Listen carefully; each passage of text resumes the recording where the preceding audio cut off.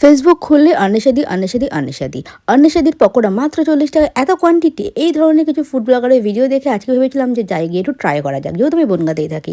প্রথমে গেছিলাম আলু কাবলি মোড়ে থেকে আমি মাত্র 15 টাকায় এই আলু কাবলিটা নিলাম। জাস্ট টেস্ট ছিল অসাধারণ। তারপরে গেছিলাম সেই অন্বেষাদি ভাইরাল দোকানে। তো সেখানে যাওয়ার পরে কোয়ান্টিটিটা ছিল ঠিক এইরকম, একদম ঠিক ছোট্ট হাতের বাটি, মানে বড় বাটি না, কিন্তু হাতের মধ্যে ছোট্ট একটা বাটি, আর যার মধ্যে ছোট ছোট এইরকম কিন্তু চিকেন পকোড়া ছিল, যেগুলো দেখে কিন্তু দূর থেকে লোকে চিকেন পকোড়া কম আলুর পকোড়া মনে করবে। তো সত্যি কথা বলতে 40 টাকা খুব বেশি কোয়ান্টিটি ছিল না।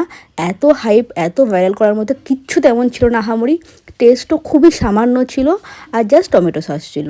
তো আমি বলবো যে সেরকম কোনো একটা ছিল না নর্মাল দোকানের মতো, কিন্তু নর্মাল দোকানেও হয়তো বাড়ির পাশের দোকানে এর থেকে অনেক ভালো টেস্ট পাওয়া যায়। সত্যি বলতে আমাকে যদি এখানে রেটিং দিতে বলো, আমি 10-এর মধ্যে 4 থেকে 5, তার বেশি না। এবারে তোমরা চাইলে আসতেই পারো, কিন্তু সত্যি কথা বলতে সেই বনগাঁ স্টেশন থেকে বনগাঁ চাপা বেরিয়ে এতটা দূরে এসে যদি এরকম কোয়ান্টিটি হয়, দ্বিতীয়বার আমার আসার ইচ্ছে নেই।